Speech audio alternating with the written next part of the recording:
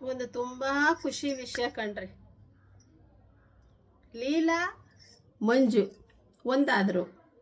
ಇಷ್ಟು ದಿವಸ ಬೇಕಾಗಿತ್ತೆ ಅಂದ್ರೆ ಒಂದಾಗಕ್ಕೆ 3 ಮಕ್ಕಳನ್ನ ಬಿಟ್ಟು ಅವನೊಂದು ಕಡೆ ಕರೆಯೋದು, ಇವಳೊಂದು ಕಡೆ ಮಕ್ಕಳು ಬೇಡ ಅನ್ನೋದು, ಇನ್ನೊಬ್ಬನ ಹತ್ರ ಯಾರೋ ಸಂತು ಅಂತೆ ಅವನ ಹತ್ರ ಹೋಗೋದು. ಅವನಂತೂ ಬಿಡ್ರಿ, ಯಾಕೆಂದ್ರೆ ಇಬ್ರು ಕಡೆಯಿಂದನೂ ತಪ್ಪೈತೆ ಕಣ್ರಿ, ಇಲ್ಲ ಅಂತ ನಾನು ಹೇಳಲ್ಲ. ಆ ಮಂಜು ಕಡೆಯಿಂದನೂ ತಪ್ಪೈತೆ, ಲೀಲಾ ಕಡೆಯಿಂದನೂ ತಪ್ಪೈತೆ. ಅದು 4 ಗೋಡೆ ಮಧ್ಯದಲ್ಲಿ ಕೂತ್ಕೊಂಡು ಅವ್ರು ಬಗೆಹರಿಸ್ಕೋಬೇಕಾಯ್ತು. ಇವ್ರೇನು ಮಾಡಿದ್ರು, ಮಾಧ್ಯಮಗಳಿಗೆ ಹೋದ್ರು, ಆಮೇಲೆ ಸ್ಟೇಷನಿಗೆ ಹೋದ್ರು, ಎಲ್ಲ ಕಡೆನೂ ಸುತ್ತಿದ್ರು ಕಣ್ರಿ. ಅವ್ರ ಮರ್ಯಾದೆ ಅವರೇ ಕಳ್ಕೊಂಡ್ರು. ಕೊನೆಗೆ ಆ ಮಕ್ಕಳನ್ನ ಬೀದಿ ಪಾಲು ಮಾಡಿಬಿಟ್ಟಿದ್ರು ಕಣ್ರಿ. ನನಗಂತೂ ಆ ಮಕ್ಕಳನ್ನ ನೋಡಿ ಸಿಕ್ಕಾಬಟ್ಟೆ ಹೊಟ್ಟೆ ಉರಿತಾ ಇತ್ತು ಕಣ್ರಿ. ಆ ಮಕ್ಕಳು ಏನು ಪಾಪ ಮಾಡಿದ್ದಾವೆ, ಇವ್ರು ಮಾಡಿರೋ ಕರ್ಮ ಕೆಲಸಕ್ಕೆ ಆ ಮಕ್ಕಳು ಬಲಿ ಆಗ್ತಾ ಇದ್ದಾವಲ್ಲ ಅಂತ ತುಂಬಾ ಯೋಚನೆ ಬಂದಿತ್ತು ಕಣ್ರಿ ಆ ಮಕ್ಕಳು ಮಕ್ಕ ನೋಡಿದ್ರೆ. ಈಗ ಅಂತೂ ಇಂತೂ ಒಂದು ನಮ್ಮಲ್ಲಿ ಗಾದೆ ಐತಿ, ಕೆಟ್ಟ ಮೇಲೆ ಬುದ್ಧಿ ಬಂತು ಹೊಟ್ಟೆ ಮೇಲೆ ಒಲುರಿತು ಅಂತ. ಹಂಗಾದ್ರು ಈಗಲಾದ್ರೂ ಅವ್ರು ಅರ್ಥ ಮಾಡ್ಕೊಂಡು ಜೋಡಿ ಆದ್ರಲ್ಲ, ಅದು ಒಂದು ಭಾಳ ಖುಷಿ ಪಡ್ಬೇಕನ್ರಿ.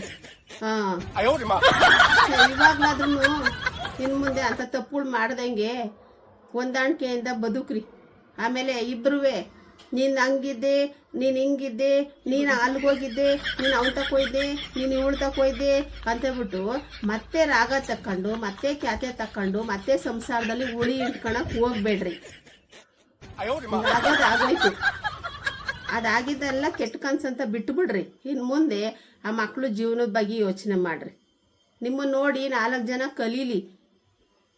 ಓಲಿ ತಪ್ಪು ಹೆಂಗೋ ಆಯಿತು, ಹೆಂಗೋ ಒಂದಾದ್ರಲ್ಲ ಅನ್ನೋ ಖುಷಿ ಸುಮಾರು ಜನಕ್ಕಿದೆ ಕಣ್ರಿ, ಭಾಳ ಜನಕ್ಕಿದೆ. ಹೆಂಗೋ ತಪ್ಪುಗಳು ಎಲ್ಲರೂ ಮಾಡ್ತಾರೆ, ತಪ್ಪು ಮಾಡದೇ ಇರೋ ಸಾಚಗಳು ಯಾರೂ ಇಲ್ಲ ಭೂಮಿ ಮೇಲೆ.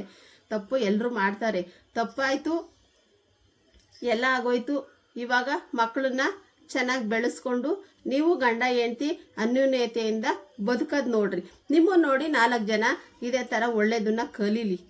ಎಲ್ಲರೂ ತಪ್ಪು ಮಾಡ್ತಕ್ಕಂಡ್ರೆ ಆ ತಪ್ಪನ್ನೇ ಒಂದು ಅಡ್ವಾಂಟೇಜಾಗಿ ತಗೊಂಡ್ರೆ ಮಕ್ಕಳು ಬೀದಿ ಪಾಲಾಗ್ತವೆ, ನಾವುಗಳು ಬೀದಿ ಪಾಲಾಗ್ತೀವಿ, ಮರ್ಯಾದೆನೂ ಇರಲ್ಲ. ಆ ಮರ್ಯಾದೆನೂ ಕಳ್ಕೊಂಡಂಗೆ ಆಗುತ್ತೆ. ಈಗ ಹೆಂಗೋ ಒಂದಾದ್ರ ಅದೇ ಸಾಕು ಕಣಪ್ಪ.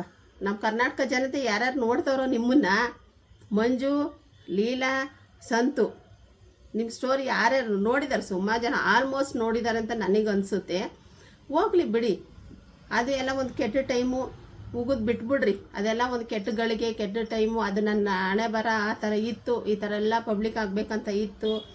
ಇವಾಗಲಾದರೂ ಭಗವಂತ ಒಳ್ಳೆ ಬುದ್ಧಿ ಕೊಟ್ಟಿದ್ದಾನೆ ನಮಗೆ ಅಂತೇಳ್ಬಿಟ್ಟು ಇಬ್ಬರು ಅರ್ಥ ಮಾಡಿಕೊಂಡು ಬದುಕ್ರಿ.